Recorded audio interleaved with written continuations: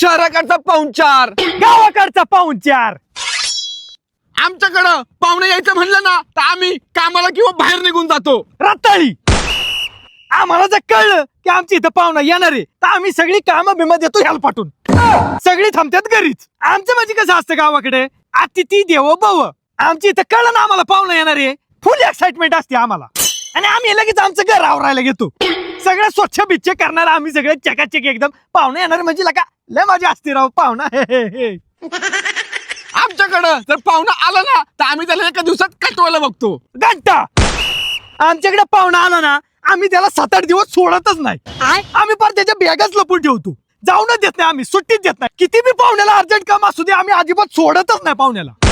पाहुणा शेवटी एक दिवसात कसं जाऊन देईन आम्ही. आमच्याकडे जर पाहुणा आला ना तर आम्ही त्याला आल्यानंतर विचारतो, चहा घेणार का, जेवण करणार का आणि कधी निघणार तुम्ही, हे असं आम्ही त्यांना पहिल्यांदा विचारतो. रताळी.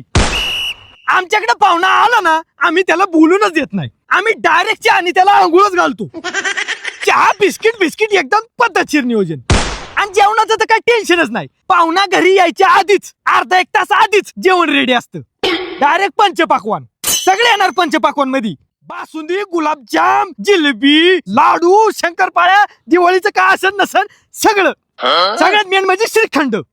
श्रीखंड आम्हाला लागतोच. पाहुणा आला म्हणजे श्रीखंड आणायच लागते. पाहुणा जेवला की बोटच चाटत बसला पाहिजे. हा, अशी आमची इथं पाहुण्याची सेवा केली जाते.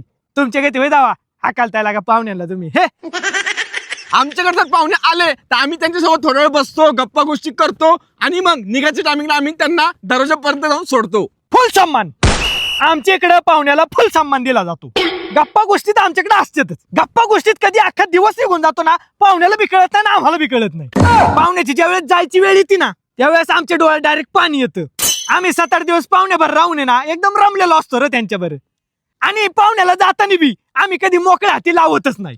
धान्याची पुती भीती सगळं पद्धतशीर देतो सोबत. कुरडाया, लाडू, पिडू, शंकरपाळ्या सगळं बांधून बिंदून देतो. कधी मोकळ्या हाती आम्ही पाहुण्याला लावू शकत नाही. आणि ती आमच्या हिशोबात बसतच नाही. कारण गावाकडे सगळी जेवाळेवाली माणसं असतात. आपल्या इथं ज्यावेळेस पाहुणा येतो ना त्याची आपण सेवा करायची असती. आपण ज्यावेळेस दुसऱ्याच्या इथं जातो त्यावेळेस ती बी आपली तशीच सेवा करतात. असा मान सन्मान जपायला लागतो. तेव्हा कुठं माणुसकी टिकून राहती. आणि तुमच्याकडे आम्ही असं पाहुण्या रावळ्यांना दरवाज्यातच नाही सोडत. आम्ही पार पाहुण्याच्या बॅगा घेऊन इष्टी तळाव जातो. पाहुण्याला इष्टीत बसून देणार. आम्ही एवढा पाहुण्याला जीव लावतो ना, पाहुणा बी जाता जाता रडत जातो.